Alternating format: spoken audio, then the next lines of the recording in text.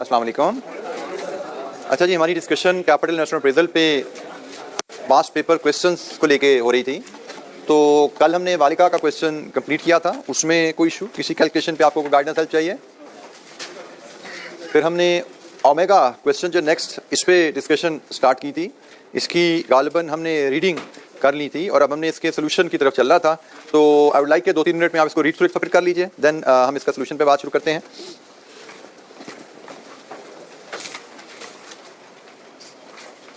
की पॉइंट्स इसके हमने कल डिस्कस कर लिए थे, लेकिन एक सबसे ज़्यादा डाटा रिफ्रेश कर लें अपने माइंड में।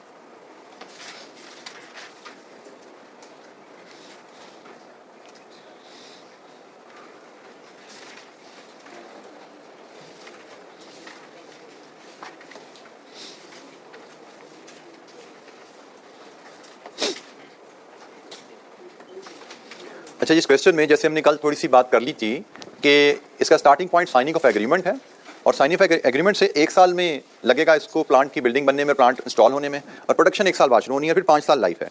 नॉर्मली 5 साल लाइफ का जब प्रोजेक्ट आता था ना हमारे पास, तो हम जीरो में इन्वेस्टमेंट लेते थे, 1 2 3 4 5 कहानी खत्म हो जाती थी, क्योंकि हम समझते थे जीरो में प्लांट लगाया तो 0 से 1 में पहला साल पूरा हो गया, 1 से 2 में दूसरा साल, एंड सो ऑन।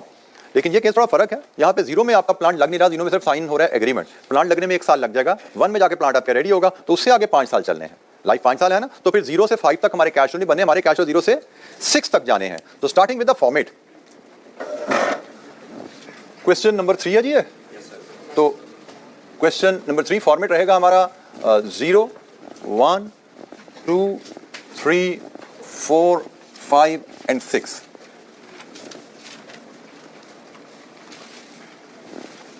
डाटा हमें देखा, हमें कुछ मिलियंस में इन्वेस्टमेंट का जिक्र था, तो हम रुपीज इन मिलियंस में ही इसको ले लेंगे।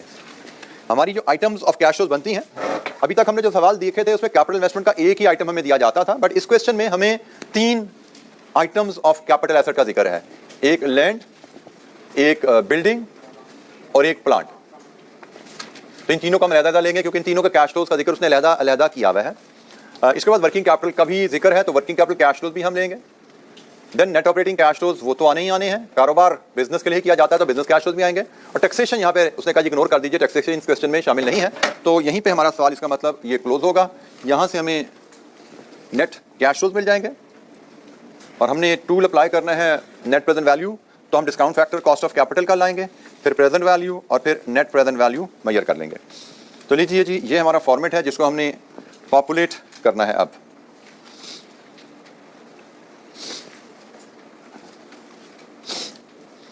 अच्छा जी, सबसे पहले हम शुरू करते हैं लैंड से अपनी कहानी।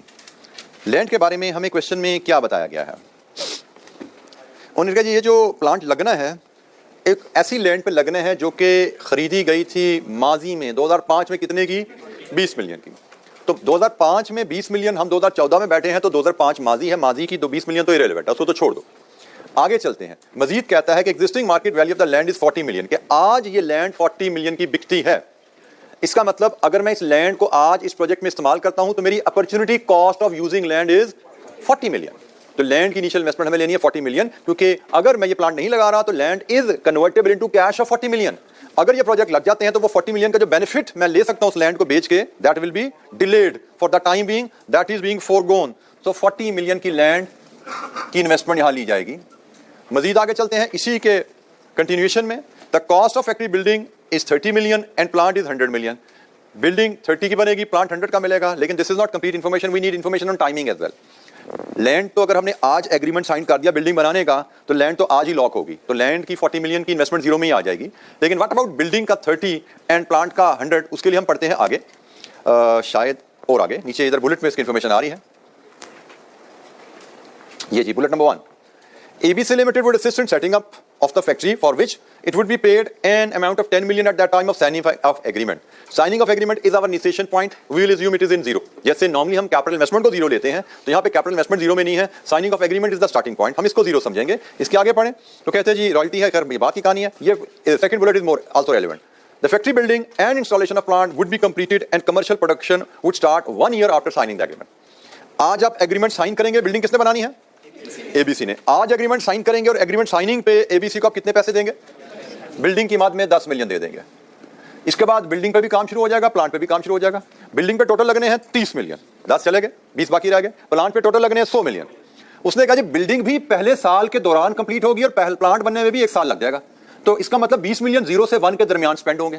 तो ड्यूरिंग द ईयर जो पैसा स्पेंड होता है वो जाता है साल के एंड पे, और 100 मिलियन भी 0 से 1 के दरमियान स्पेंड हो गया। ड्यूरिंग द ईयर जो स्पेंडिंग होती है वो जाती है साल के एंड पे। लीजिए जी, ये हमारे इनिशियल इन्वेस्टमेंट के कैश आ गए। लैंड जीरो में 40 मिलियन का आउटफ्लो, बिल्डिंग 10 मिलियन साइनिंग पे, 20 मिलियन 1 साल बाद शो करेंगे क्योंकि बिल्डिंग बनने में 1 साल लगना है, प्लांट बनने में भी 1 साल लगना है। प्लांट के सारे कैश एंड में जाएंगे क्योंकि प्लांट के बारे में ऐसा कोई जिक्र नहीं कि एडवांस में पे होगा। इसका मतलब जीरो से लेके 1 साल के दौरान जो 12 महीने हैं, 365 दिन है, इन 365 दिनों में 100 मिलियन लगना है। और हमारी DCF अजम्पशन कहती है कैश ड्यूरिंग द ईयर जो आप पे करते हो उसको साल के एंड पे दिखाओ। सो 0 से 1 तक जो वक्फा है ये पहला साल है। पहले साल में हमने कंस्ट्रक्शन करनी है बिल्डिंग की, पहले साल में हमने प्लांट लगाना है, तो पहले साल के दौरान ये 20 मिलियन जाना है, पहले साल के दौरान ये 100 मिलियन जाना है, इसको 1 पे शो करना है जी। ये तो बात होगी plant, land, building and plant की इनिशियल इन्वेस्टमेंट से रिलेटेड।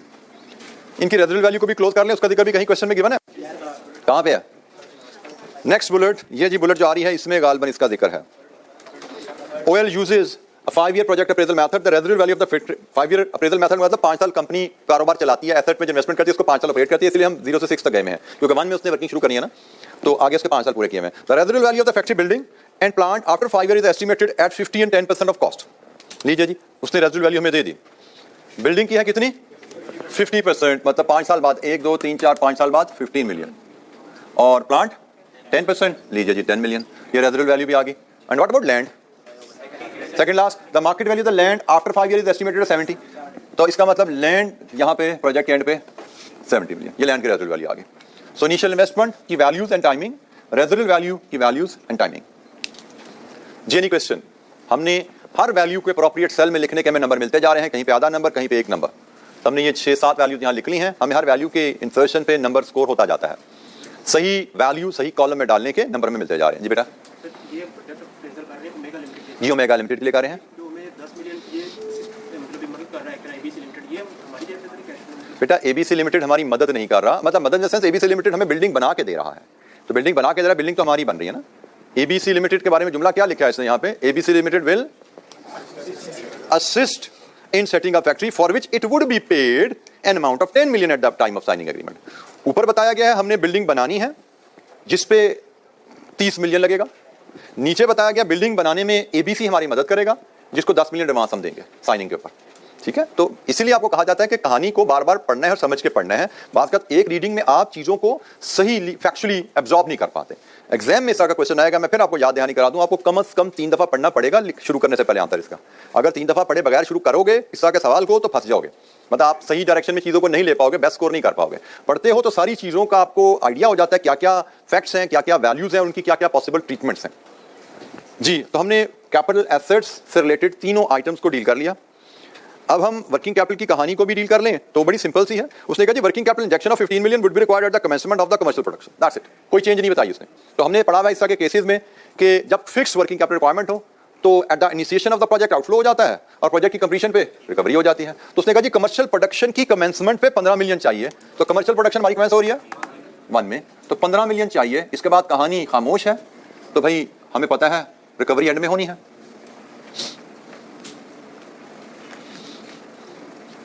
अच्छा जी, अब रह गया जी net operating cash flows. Taxation यहाँ पे है नहीं, तो जैसे हम डील करते हैं नेट ऑपरेटिंग कैश फ्लोस, तो हम एक वर्किंग से डील करेंगे। नेट ऑपरेटिंग कैश फ्लोस में हमारे पास क्या क्या आइटम्स हैं, अगर आप क्वेश्चन को पढ़ते हैं ऑपरेटिंग कैश फ्लो से रिलेटेड आपके पास जो आइटम्स अवेलेबल हैं, एक आपकी ये royalty, this is your operating cash flow. दूसरी आपकी वैल्यू है जी सेल्स, पहले साल की 300 मिलियन, और तीसरी वैल्यू आपकी आएगी कॉस्ट, प्रोडक्शन कॉस्ट, और then we have inflation as well, 10% 8%, sale में इंक्रीज, ये कॉस्ट पर यूनिट का इजाफा है, कमी है। अच्छा, जब हमें बताया क्या गया है यहाँ पे, अगर हम कहानी समझें कि भाई अगर आप अपनी प्रोडक्शन पे जाते हो तो ये कंपनी एबीसी से चीजें ले रहे हो, आपको लगता है कि आप पहले साल आप 300 की चीजें बेचोगे, आपका रेवेन्यू 300 मिलियन होगा, और उसके बाद उसका 10% इजाफा है, तो रेवेन्यू तो 300 मिलियन पहले साल का, इजाफा 10%। ये रेवेन्यू 300 मिलियन कहां पे शो होगा, 0 1 2 3 से 2 में, क्योंकि 1 पे तो जाके प्लांट आपका रेडी हो रहा है, 1 के आगे प्लांट ने चलना शुरू होना है। तो पहले हम सवाल करते थे 0 में प्लांट रेडी समझते थे हम, और 0 से 1 के दरमियान हमारा पहला रेवेन्यू आ जाता था। ये प्लांट उसने क्लियरली बताया हुआ 1 में रेडी होना है, तो 1 से 2 में पहला रेवेन्यू आएगा जो 2 पर रिफ्लेक्ट होगा, तो पहला रेवेन्यू 2 में आएगा 300, उसके बाद 10% सालाना इजाफा है। तो ये तो होगी हमारी रेवेन्यू की कहानी। फिर रॉयल्टी है, रॉयल्टी तो 3% ऑफ सेल्स, जितना रेवेन्यू आएगा उसका 3% रॉयल्टी कटौती हो जाएगी। और तीसरी आइटम यहाँ पे आ रही है कॉस्ट ऑफ सेल्स, जिसके लिए उसने इन्फॉर्मेशन में दी हुई है। पहली इन्फॉर्मेशन ये है कि जी एग्जिस्टिंग मार्जिन तो हमारा 20% है। दूसरी इन्फॉर्मेशन ये है कि अपनी प्रोडक्शन पे जाएंगे तो 10% कमी आ जाएगी इसमें। और तीसरी इन्फॉर्मेशन इससे आगे है the sale price and cost of production per unit excluding depreciation are expected to increase 8%। तीन इन्फॉर्मेशन। तो अब हम 1 बाय 1 इसको इनकॉर्पोरेट करते हैं। तो इसके लिए वर्किंग में फिर इसी शीट पे टेबल बना लेता हूँ। ऑपरेटिंग कैश फ्लो यहीं पे हैंडल करते हैं, उस बोर्ड पे मेरे पास जगह नहीं है, तो जनाब यहाँ पे हम टेबल बना के इसको हैंडल करते हैं। ऑपरेटिंग कैश फ्लोज हमारे 2 से लेकर 6 तक जाने हैं, 2 3 4 5 6 5 साल है।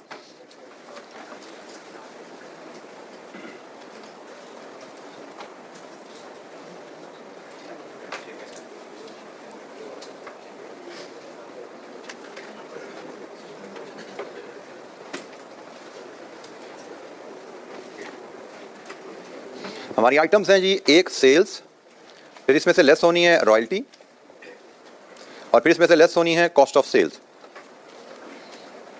Then we should get to the net operating cash flow, और यही शायद फिगर है जो हमें लेकर चलनी है।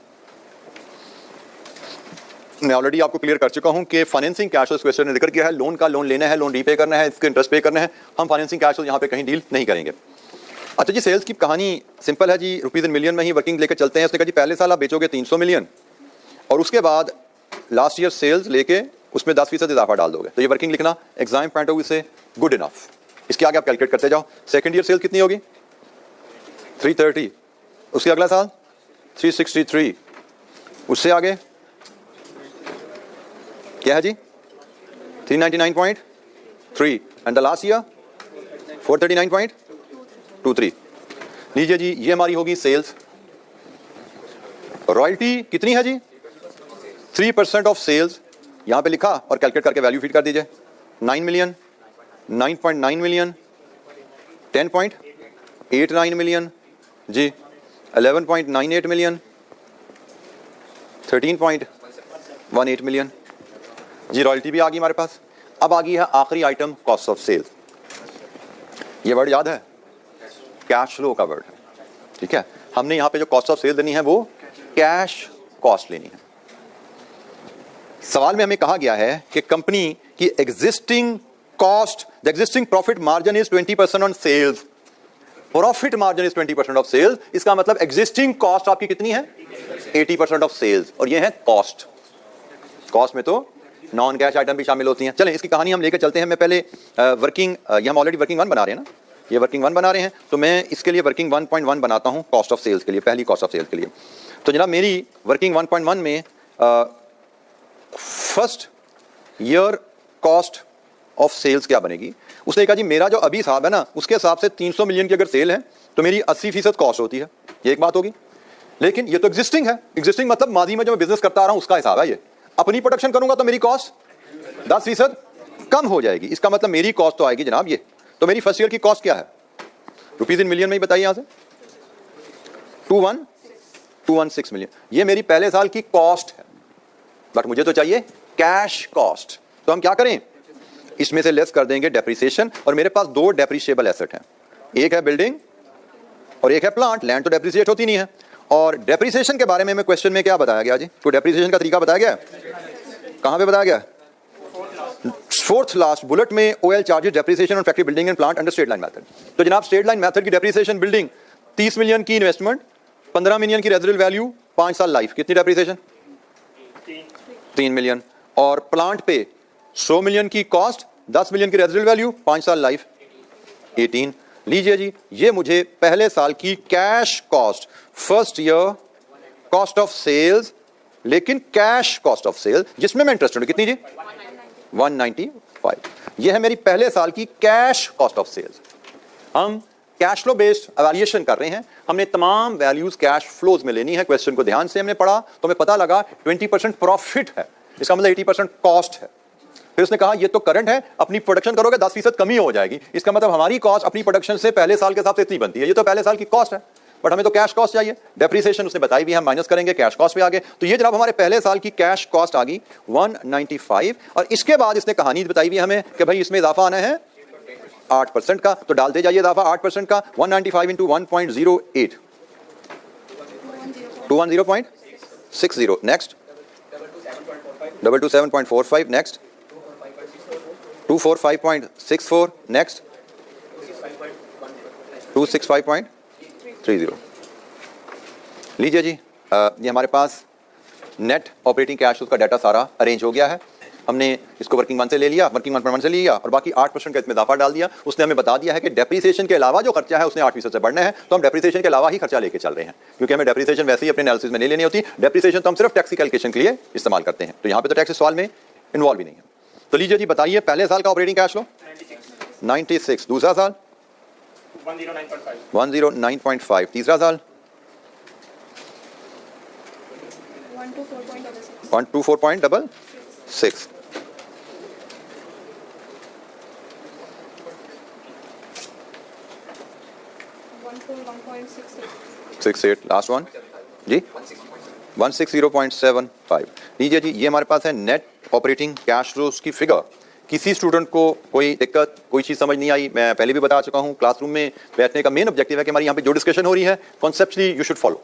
कॉपी करना बोर्ड पे दैट इज सेकेंडरी इंपॉर्टेंस, बल्कि थर्ड लेवल इंपॉर्टेंस है। मेन अहमियत सेकेंडरी इंपॉर्टेंस मैं यही कहूँगा सबसे पहले यही है कि जो कहा जा रहा है, जो डिस्कशन की जा रही है, जो कैलकुलेशन परफॉर्म की जा रही है, वो कॉन्सेप्चुअली आप ऑब्जॉर्व कीजिए।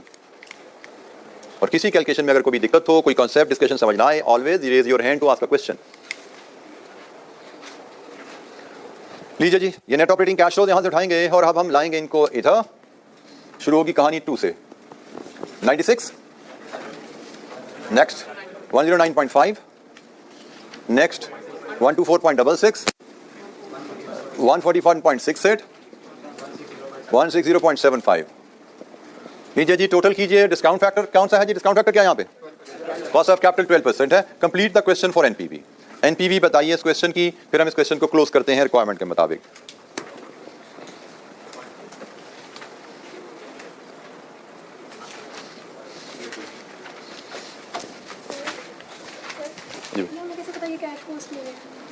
डेप्रिसिएशन कैश कॉस्ट नहीं है, ये कैसे पता हमें, क्योंकि उसने प्रॉफिट कहा है। ठीक है,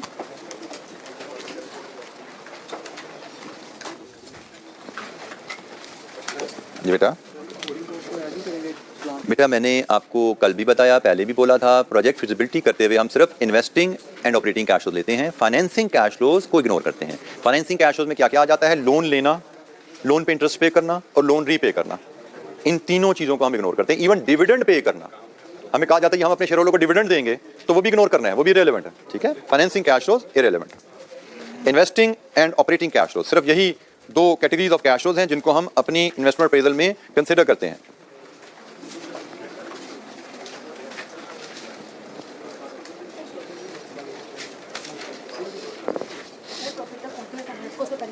जी बेटा,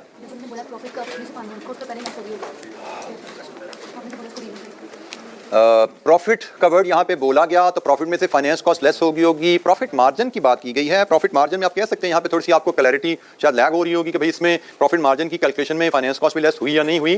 तो नॉर्मली प्रॉफिट मार्जिन जो है वो ऑपरेटिंग प्रॉफिट की हद तक कैलकुलेट किया जाता है, ठीक है, जिसमें हम फाइनेंस कॉस्ट प्रॉफिट मार्जिन की कैलकुलेशन में नॉर्मली शामिल नहीं कर रहे होते। But again you should be clear, आपको पता होना चाहिए कि फाइनेंस कॉस्ट यहाँ पे आप कैलकुलेट नहीं कर सकते। कर सकते हैं कि नहीं कर सकते?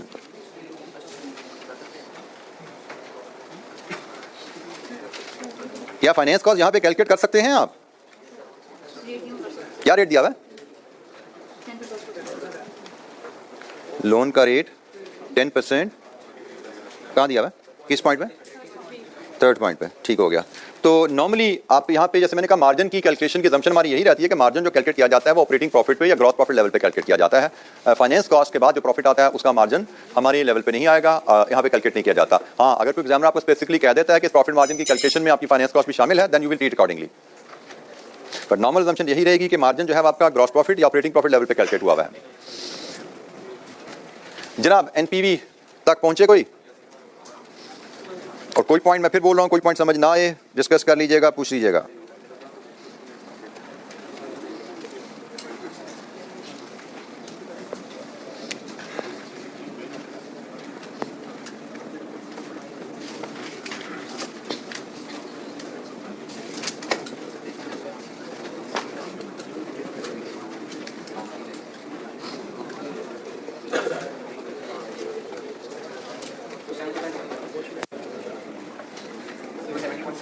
कितना जी? ये जी हमारे नेट कैश फ्लोज हैं और नेट प्रेजेंट वैल्यू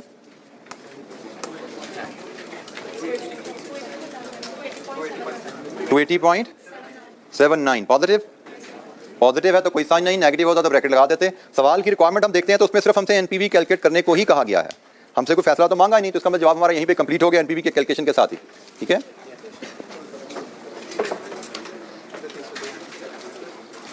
अच्छा, इसने वो लोन के पैसे भी लिए हैं ना। हमारा आंसर उससे मैच इसलिए नहीं कर रहा एग्जामिनर से कि एग्जामिनर ने लोन की रसीद और लोन की रीपेमेंट भी अपने कैश फ्लो में शामिल की हुई है, जो कि इनअप्रोप्रिएट है। लोन की उसने रसीद, लोन की रीपेमेंट ले ली है, लेकिन इंटरेस्ट की पेमेंट उसने भी इग्नोर की हुई है। हमने दोनों को इग्नोर किया है। तो मैं दोबारा कंफर्म कर दूं, ना लोन के रसीद पेमेंट लेनी है, ना लोन के इंटरेस्ट की पेमेंट लेनी है, दोनों इरेलेवेंट है फाइनेंसिंग कैश फ्लो। बल्कि मैंने एक तीसरी भी कैश फ्लो बता दी कि डिविडेंड अगर दिया जाए, कंपनी इस प्रोजेक्ट में से डिविडेंड पे करती है अपने शेयर होल्डर को, तो वो भी इरेलेवेंट कैश फ्लोज है। Overall financing cash flows are irrelevant in feasibility analysis.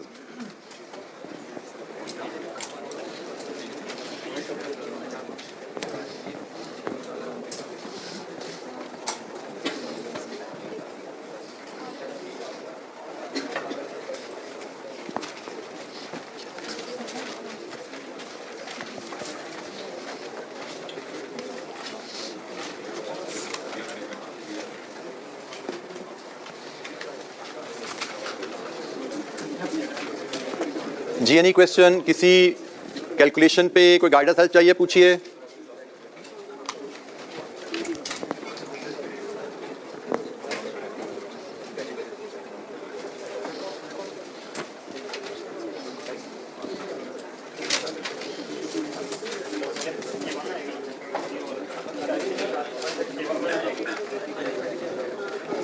अच्छा जी, next question number 6, cloudy company limited, autumn 17, question 4।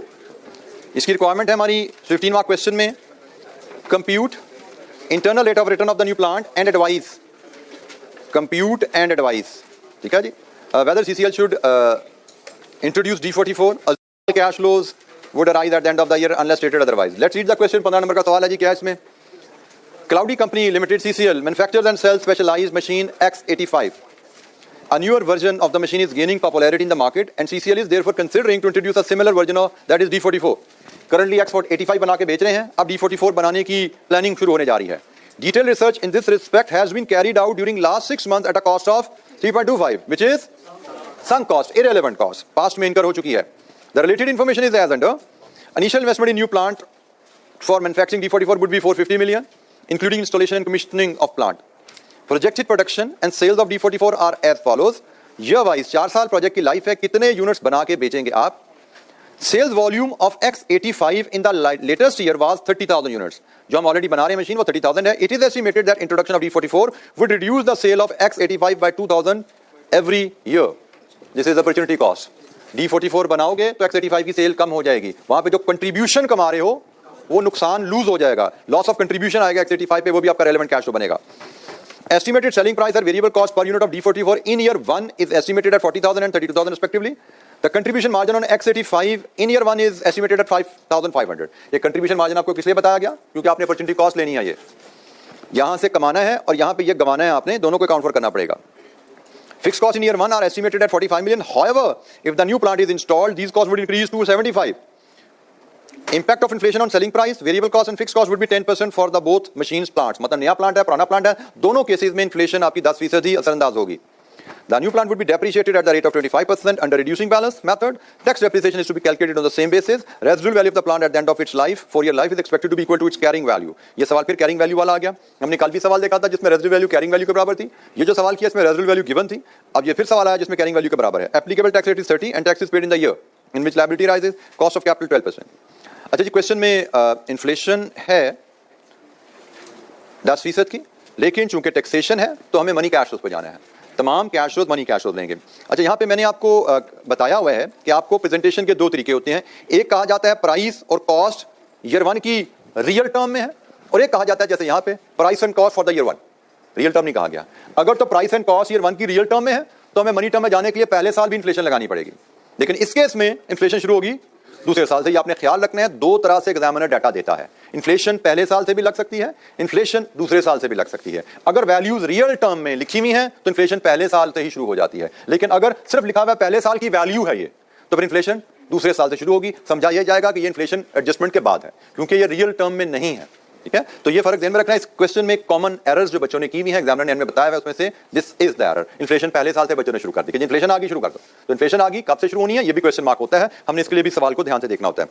अच्छा जी, ये सवाल हमारा सीधा सीधा सही लग रहा है। इनिशियल इन्वेस्टमेंट है, उसकी रेजिडुअल वैल्यू कैरिंग वैल्यू के बराबर आएगी। वर्किंग कैपिटल का जिक्र नहीं है, ऑपरेटिंग कैश फ्लोज है जिसमें कंट्रीब्यूशन है नई मशीन का, पुरानी मशीन का कंट्रीब्यूशन लॉस है और फिक्स कॉस्ट है, और टैक्सेशन भी है। तो हम पहले आंसर का फॉर्मेट ड्रॉ कर लें, कैसे है दिखेगा हमारा आंसर इस क्वेश्चन में। 4 साल लाइफ है तो 0 में इन्वेस्टमेंट और 4 में कहानी खत्म।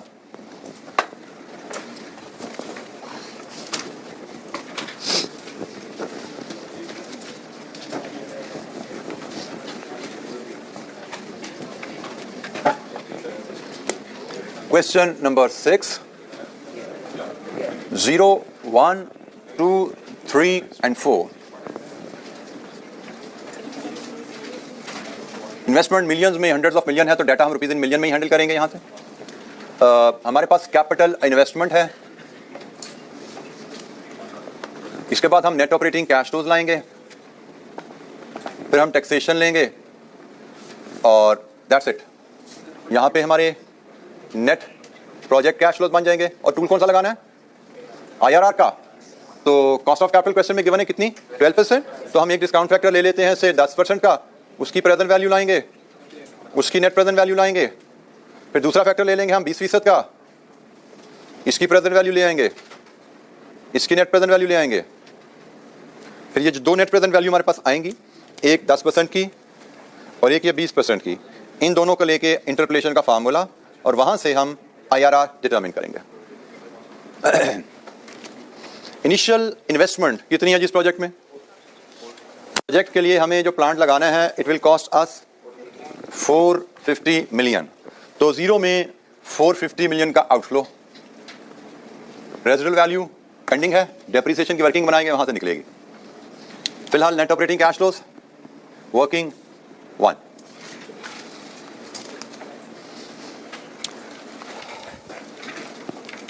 नेट ऑपरेटिंग कैश फ्लोज में हमारे पास कंट्रीब्यूशन D44 से आना है, हमारे पास कंट्रीब्यूशन लॉस X85 का आना है। कंट्रीब्यूशन D44 का कैसे ले सकते हैं? हमारे पास एनुअल, हम इसको प्रेजेंट करते हैं जी 1 से 4 तक डाटा हमारा जाना है। 1, 2, 3 and 4। Working 1, cell units D44 कितने गिवन है जी हमें? 20,000, 25,000, 27,000 एंड 29,000 ये यूनिट्स हैं। इन यूनिट्स को अगर मैं मल्टीप्लाई कर दूं रेवेन्यू में अगर बनाना चाहूं, तो मैं यूनिट्स को मल्टीप्लाई कर दूं कंट्रीब्यूशन पर यूनिट से, जो कि है 40,000 माइनस 32,000, तो मेरे पास पहले साल का कंट्रीब्यूशन आ गया। रुपीज़ इन मिलियन में बता दीजिएगा, पहले साल का कंट्रीब्यूशन कितना आता जी? 20,000 इंटू 8,000, 160 मिलियन। ये पहले साल का आ गया। इसके बाद क्या है? वॉल्यूम तो बढ़ रहा है, लेकिन साथ साथ इन्फ्लेशन। कितने परसेंट इन्फ्लेशन है प्राइस की? प्राइस की इन्फ्लेशन 10% है। तो इसका मतलब अब मुझे आगे जो चलना है वो A into 40,000 minus 32,000 into 1.1 raise to power n, मतलब n कह दें या x कह दें। अब मुझे पावर बढ़ाती जानी है इसकी, ठीक है जी। तो बोलिए जनाब, A into 8,000 into 1.1, 25,000 into 8,000 into 1.1, 220, 27,000 into 8,000 into 1.1 raise to power 2,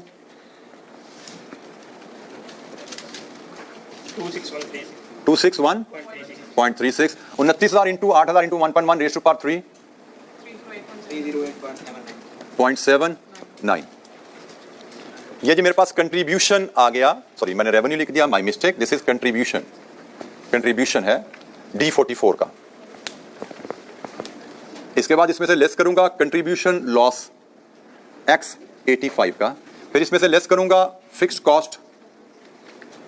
this should give me net operating cash flows, not profit. जी जनाब, यही है ना कहानी। हमने D44 को बेच के कितना कंट्रीब्यूशन कमाना है? पहले साल 20,000 यूनिट, 8,000 पर यूनिट, दूसरे साल 25,000 यूनिट, लेकिन 8,000 इंटू 1.1 ये कंट्रीब्यूशन होगा। तीसरे साल 7,000 into 8,000 into 1.1 raise to power 2, और चौथे साल 29,000 into 8,000 into 1.1 raise to power 3। ये हमारा कंट्रीब्यूशन अर्निंग आ गई। अब हमें कंट्रीब्यूशन लॉस लेना है X85 का। X85 की कहानी यहां पे गिवन है जी। पहली ये बात है कि भाई D44 reduce the sale of X85 2,000 units every year. हर साल 2,000 से सेल हमारी गिरती जाएगी। इसका मतलब पहले साल हम नुकसान उठाएंगे 2,000 का, दूसरे साल नुकसान उठाएंगे 4,000 का, तीसरे साल 6,000 का, और चौथे साल 8,000 का। यह है हमारा नुकसान जो X85 में होने जा रहा है इन टर्म्स ऑफ यूनिट्स। हमने इन यूनिट्स को इसकी मदद से कंट्रीब्यूशन में कन्वर्ट करना है, लेकिन ख्याल रखना इन्फ्लेशन भी लेनी है। तो मैं अगर इसकी वर्किंग यहीं पे, इसकी मैं अलग से बना लेता हूं, बल्कि मुझे लगता है वर्किंग 1.1 हम बना लेते हैं। इसकी वर्किंग 1.1 मैं यहां पे शेयर कर लेता हूं जी। वर्किंग 1.1 आपके साथ, loss of contribution on X85 1 2 3 4। पहले साल 2,000 यूनिट्स इंटू 5,500 रुपए, तो रुपीज इन मिलियन में बताइए कितना कंट्रीब्यूशन लॉस आया? 110 मिलियन। दूसरे साल 4,000 यूनिट्स, तो लड़ो तो ना यार, वो देखो पैसे को लेके ना सके पे कितने हैं जी? 1100 मिलियन। बड़े उसको ऐसे जैसे लेके भाग गया पैसे तुम्हारे वो। इंटू 5,500 इंटू 1.1, ये कितना बना? 11 मिलियन है। 11 मिलियन है, 11 मिलियन जी। नेक्स्ट जी, 4,000 का लॉस होगा, लेकिन कंट्रीब्यूशन में 10% का इजाफा। 2 पॉइंट कितना हो गया यार? 11 तो आगे जाना है पाइन। वॉल्यूम डबल हो गया, 24.20 जी। इसके बाद हो जाएगा 6,000 यूनिट्स का लॉस, लेकिन contribution per unit 1.1 raise to power 2, 39.93। Loss हो जाएगा 8,000 यूनिट्स का into 5500 into 1.10 raise to power 3, 56। लीजिए जी, ये हमारे पास लॉस ऑफ कंट्रीब्यूशन आ गया X85 का। X85 पे हमारा मनी टर्म में जो लॉस ऑफ कंट्रीब्यूशन आएगा, इन्फ्लेशन एडजस्टेड जो लॉस ऑफ कंट्रीब्यूशन आएगा, वो क्या है?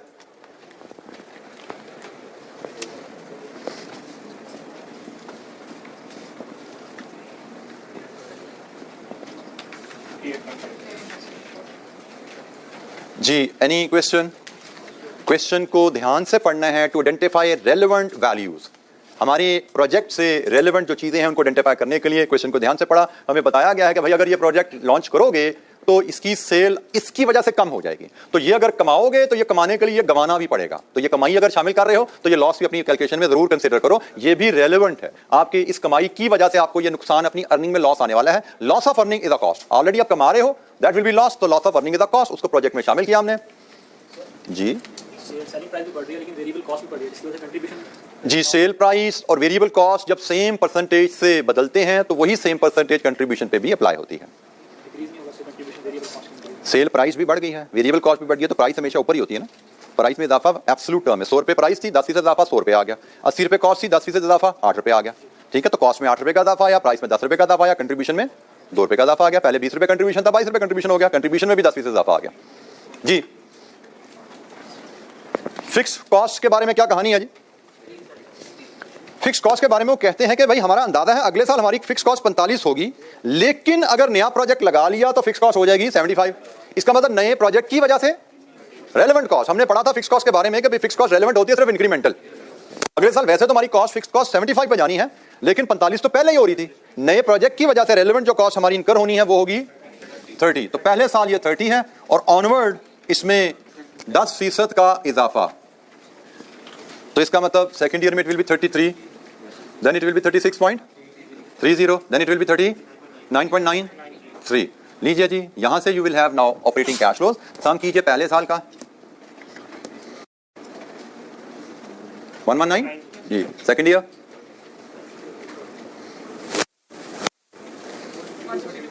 162.8, थर्ड ईयर 185.1013, फोर्थ ईयर 210.30। लीजिए जी, ये हमारे पास नेट ऑपरेटिंग कैश फ्लोज की फिगर आ गई हैं, जिनको अब हम यहां पे एक्सटेंड कर सकते हैं। 119, 162.80, 185.13 एंड 210.30। जी any question? Net operating cash flows हमने डिटरमिन कर लिए हैं। आगे क्या काम रह गया जी हमारा? टैक्सेशन की कैलकुलेशन के लिए हमें डेप्रिसिएशन चाहिए, हमें डेप्रिसिएशन की वर्किंग बनानी है। वहां से डेप्रिसिएशन की वर्किंग से हमें रेजिडुअल वैल्यू भी लेनी है भाई, याद है ना? रेजिडुअल वैल्यू अभी तक हमने पेंडिंग की हुई है, क्योंकि हमारी रेजिडुअल वैल्यू उसने कहा कैरिंग वैल्यू के बराबर है, तो कैरिंग वैल्यू हमारे डेप्रिसिएशन की वर्किंग से ही आने वाली है। तो यहाँ पे हमने इसी को कंटिन्यू करना है, वर्किंग 1 को ही कंटिन्यू करेंगे हम। इसमें से यहीं से हम लेस डेप्रिसिएशन कर देंगे। डेप्रिसिएशन के लिए हम वर्किंग 1.2 बना लेंगे। वर्किंग 1.1 हम ऑलरेडी बना चुके हैं, वर्किंग 1.2 बनाएंगे। यहां से हमें टैक्सेबल प्रॉफिट मिल जाएंगे और इन पे हम कैलकुलेट कर लेंगे टैक्स। क्या रेट है टैक्स का? 30%।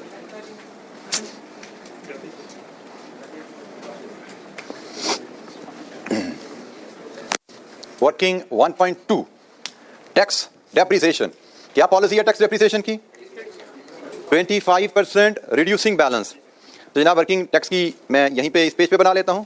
वर्किंग 1.2 टैक्स डेप्रिसिएशन हम 2 कॉलम में बनाते हैं। एक कॉलम होता है टैक्स डेप्रिसिएशन का और दूसरा कॉलम होता है ईयर का। तो 25% रिड्यूसिंग बैलेंस डेप्रिसिएशन, पहली डेप्रिसिएशन 450 मिलियन की का 25% कितना बना? 112.50 फर्स्ट ईयर में आएगी। टोटल 4 साल लाइफ है, 4 साल तक हमें जाना है।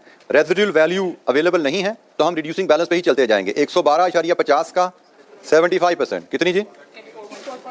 84.38 कर दीजिए, 2 डेसिमल पे रहिए। 84.38 का 75% 0.28, 63.29 का 75% 47.46। तो यहां से कैलकुलेट कर लीजिए टोटल डेप्रिसिएशन कितना आपका चार्ज बनेगा? 307.60। टोटल डेप्रिसिएशन ये बना जनाब। इसको कॉस्ट से इसका डिफरेंस लें। कॉस्ट है 450, 63 है तो कॉस्ट है 450। तो यहां से आपको कैरिंग वैल्यू मिलेगी 142.37। लीजिए जी, डेप्रिसिएशन भी मिल गई है हमें और कैरिंग वैल्यू भी हमें यहां से पता लग गई। कैरिंग वैल्यू यहां से उठाएंगे, इधर फीड कर देंगे 142.37 और हम इसके लिए यहाँ पे रेफरेंस दे देंगे इसका वर्किंग 1.2 का। यहाँ पे वो भी जरूरी है, वर्किंग रेफर जरूर देना है आपने। 1.2 दे दिया हमने। डेप्रिसिएशन यहाँ पे लाएंगे आप 112.50, 84.38, 63.29, 47.46। एक बार बोर्ड पे देख लीजिए। डेप्रिसिएशन आपके पास है, यहाँ से प्रॉफिट, प्रॉफिट पे टैक्स, टैक्स यहाँ पे आपका इनकॉर्पोरेट होगा 1, 2, 3, 4 net cash flows, NPVs and then finally IRR. Complete कीजिए कैलकुलेशन फटाफट जरा मुझसे शेयर कीजिए फाइनल नंबर। पहले एनपीवी शेयर करेंगे 10% की, फिर एनपीवी 20% की, फिर आईआरआर। 3 इंफॉर्मेशन मुझे आपसे चाहिए। कंप्लीट कीजिए question. I am interested only 3 information for verification purposes. NPV 10%, NPV 20% and IRR. किसी स्टूडेंट को कोई कैलकुलेशन पे गाइडेंस हेल्प चाहिए, पूछ लीजिएगा। You can raise your hand, I will come to your seat to guide you, but make sure ये सारी calculation आपके हाथ से गुजरती ही जाएं। क्लास वर्क जितना भी दिया जाता है हाथ से गुजारा कीजिए, बेशक आपको आसान भी लगे, लेकिन जितनी दफा आपके हाथ से चीजें गुजरेंगी आपकी स्पीड बढ़ेगी, आपकी एफिशिएंसी बढ़ेगी, आपका एरर रेट लो होता जाएगा। So make best use of the class time.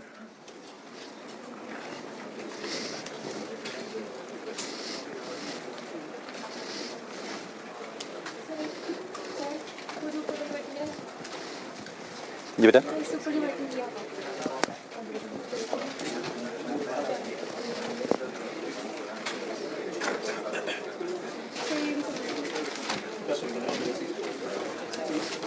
जी बेटा इसमें क्या है बेटा, ये लॉस ऑफ कंट्रीब्यूशन कि हम जब D44 लॉन्च करेंगे तो हम X85 की सेल्स में नुकसान कर बैठेंगे। X85 हम ऑलरेडी बेच रहे हैं, D44 नई प्रोडक्ट लॉन्च करने से एग्जिस्टिंग प्रोडक्ट की सेल में कमी आ जाएगी, तो उस कमी से जो नुकसान होगा उसको भी हमें अपने एनालिसिस में शामिल करना है ना। उसने हमें कहा है हर साल हमारी सेल X85 की 2000 से गिरती जाएगी, तो पहले साल हमें 2000 यूनिट पे 5500 का कंट्रीब्यूशन लॉस होगा, अगले साल फिर 2000 की जगह 4000 यूनिट्स का नुकसान होगा हमें, क्योंकि अगर हमने D44 लॉन्च ना किया होता तो 4000 यूनिट्स ज़्यादा बेचते दूसरे साल, तीसरे साल 6000 यूनिट ज़्यादा बेचते। तो जो नुकसान है हमने लॉस ऑफ सेल, उसकी वजह से जो कंट्रीब्यूशन का नुकसान है वो हमने इस प्रोजेक्ट को चार्ज करना है, क्योंकि it is opportunity cost of the project. बेटा साथ जैसे जैसे उसने कहा, उसने मैं पहले साल का कंट्रीब्यूशन 5500 बताया है और उसके बाद उसने कहा 10% की इन्फ्लेशन है, पुराना प्लांट है या नया प्लांट है, तो 5500 का कंट्रीब्यूशन पहले साल का है। बेटा इन्फ्लेट कर रहे हैं हम कंट्रीब्यूशन को, मल्टीप्लाई कर रहे हैं यूनिट्स से। 5500 कंट्रीब्यूशन पर यूनिट है, एक यूनिट का कंट्रीब्यूशन है, 4000 यूनिट्स हैं, आगे 2000 यूनिट्स हैं, हमने तो टोटल देखना है ना, हमें नुकसान कितना हुआ, वो हमारे कैश फ्लोज टोटल है, एक यूनिट का डाटा थोड़ी है वो तो साल का डाटा है, एक साल में 2000 यूनिट का नुकसान हुआ है हमें।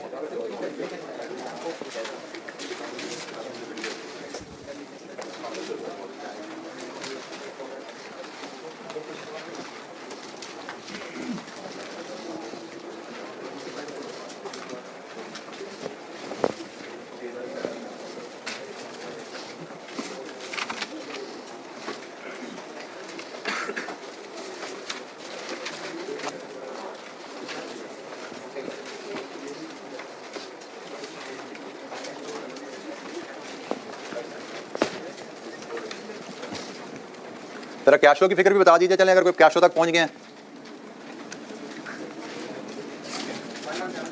117.05 0.7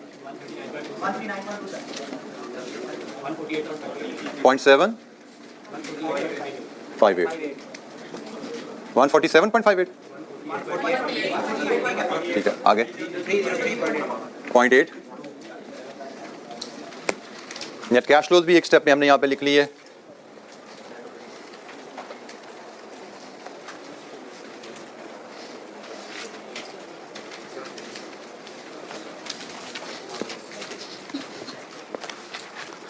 एज पर आवर गाइडलाइन हमने एक रेट कॉस्ट ऑफ कैपिटल से नीचे ले लिया, एक रेट कॉस्ट ऑफ कैपिटल से ऊपर ले लिया।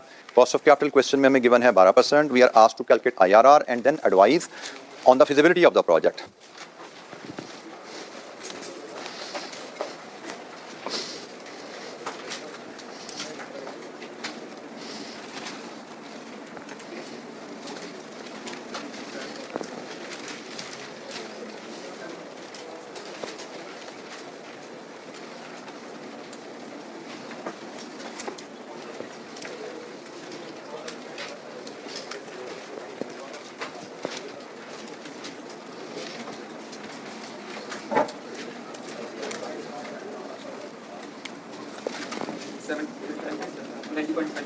$90.51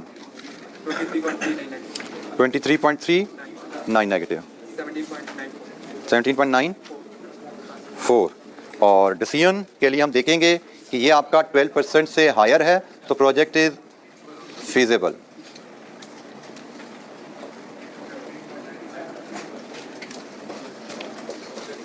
जी आपके सामने वैल्यूज लिखी हुई हैं, इनको ज़रा वेरीफाई कीजिए। कोई डिसएग्रीमेंट है तो बताइए। 10% पे एनपीवी आपके साथी ने 90.51 कैलकुलेट की है, 20% पे नेगेटिव 23.39 है, IRR 17.94 है और फाइनल डिसीजन हम IRR को कॉस्ट ऑफ कैपिटल 12% से कंपेयर करते हैं तो प्रोजेक्ट का rate of return, required return, investor का रिक्वायर्ड 12%, प्रोजेक्ट की offer 17.94%, project is offering higher return than the cost of capital, so project is feasible.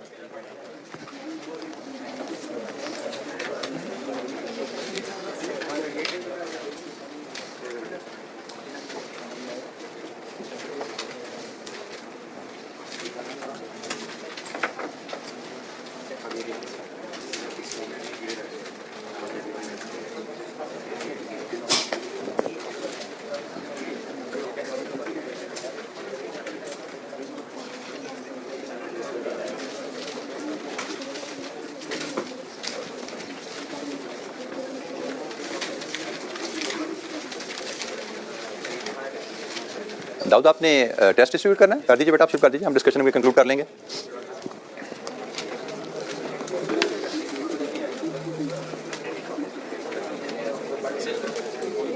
Thank you. ये आप लोगों का टेस्ट काइंडली डिस्ट्रीब्यूट हो रहा है, इसको ले लीजिए। कल इंशाअल्लाह इस पे कोई डिस्कशन पॉइंट होगा तो कल हम इस पे बात करेंगे। आपका कोई ध्यान में इससे रिलेटेड कोई क्वेश्चन होंगे? अच्छा जी, we are done with this question. इंशाअल्लाह हम मजीद प्रैक्टिस क्वेश्चन हमारे जारी हैं। कल हम कुछ मजीद प्रैक्टिस क्वेश्चन करेंगे और आज के लिए इतना ही। Thank you very much. अस्सलाम वालेकुम।